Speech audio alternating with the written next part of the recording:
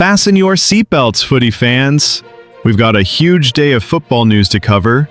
Record-breaking transfers, knockout thrills, injury blows, coaching shakeups, and big tournaments on the horizon. From London boardrooms to World Cup arenas, the action hasn't stopped. Transfers, big spending, and bold moves. First up, the transfer market is on fire. Chelsea have agreed a mega deal to sign Borussia Dortmund's 20-year-old winger, Jamie Gittens, on a 7-year contract for around 65 million euros. With Gittens set to join, Chelsea are already lining up another target, Brighton's Brazilian forward, João Pedro. Clubs are reportedly wrestling over him. Brighton want roughly £60 million, and Chelsea plan to pounce once Gittens is through the door. Meanwhile, Manchester United are circling in goal. If skipper Andre Onana departs, United eye a move for Arsenal keeper Emiliano Martínez to keep their net safe. Over in England's northeast, Sunderland have made their own statement. The newly promoted club is on the verge of a club record deal for Senegalese midfielder Habib Diarra from Strasbourg. A fee reported around 31.5 million euros, 27 million, plus add-ons. It's a coup for the Black Cats as they prepare for life back in the Premier League. And Paul Pogba has finally found a home, signing a 2-year deal at AS Monaco after his long ban and free agency, aiming to reignite his career in Ligue 1. Match results. Knockout clashes and crazy goals.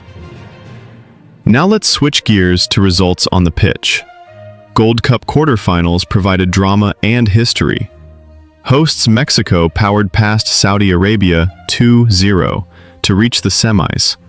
Alexis Vega broke through early in the second half, continuing Mexico's solid run, and an own goal from the Saudis doubled the lead late on. Notably, Mexico blooded 16-year-old sensation Gilberto Mora, who at 16 years and 219 days became the youngest ever player to debut for El Tri. That's an instant spot in the history books.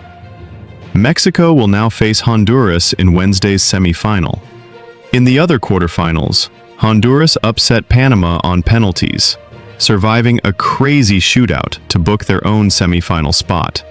We'll see these CONCACAF giants duking it out, as Mexico versus Honduras is now locked in for semis. Meanwhile, on the global stage, the FIFA Club World Cup in the US delivered edge-of-your-seat action. Brazilian champions Palmeiras went to extra time to edge compatriots Botafogo 1-0, thanks to a stunning goal by substitute Paulinho in the 100th minute. Under sweltering Philly heat, and even down a man late on, Palmeiras held tight. They now advance to face Benfica or Chelsea. And speaking of Chelsea, they survived a wild, weather-delayed match in Charlotte. In a game paused by lightning for nearly 2 hours, Chelsea eventually routed 10-man Benfica 4-1 after extra time. Reece James had put Chelsea ahead late in normal time, but Benfica was reduced to 10 men right before halftime was full. When play resumed, goals from Christopher Nkunku, Pedro Neto, and Kieran Dewsbury-Hall in rapid succession delivered the rout. Chelsea now joined Palmeiras in the quarters, a classic managing storms and shooting storms moment for Maresca's men.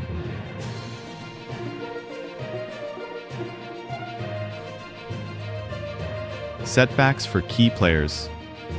Unfortunately, it hasn't all been good news. Mexico lost midfielder Luis Chávez to a knee injury before the Saudi game, a torn ACL that'll sideline him long-term. In Saudi Arabia too, striker Alexander Mitrović remains out with a calf problem, so their big winter signing is still sidelined. Over in Europe, Real Madrid have another headache. Defender David Alaba has suffered a fresh soleus muscle injury in his left leg. Madrid's official medical update says he's out for about a month, an unwelcome blow after his knee surgery earlier this spring. All these mean twists, losing key players, will shake up tactics as teams adapt. Off the field, there's news too. Saudi giants Al-Hilal have parted ways with head coach Jorge Jesus. The Portuguese manager's early exit came after a disappointing run in Asia, and club legend Mohammed Al-Shalhoub is now interim boss. Hilal's leadership knows they have big ambitions. They even hinted at seeking someone of the caliber of Carlo Ancelotti, so stay tuned for a high-profile replacement.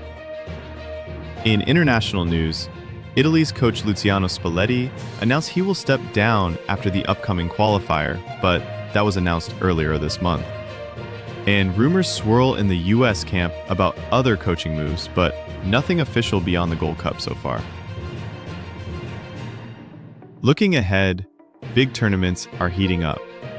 We already covered the Gold Cup action, Mexico and Honduras in semis, but there's another youth title wrapped up.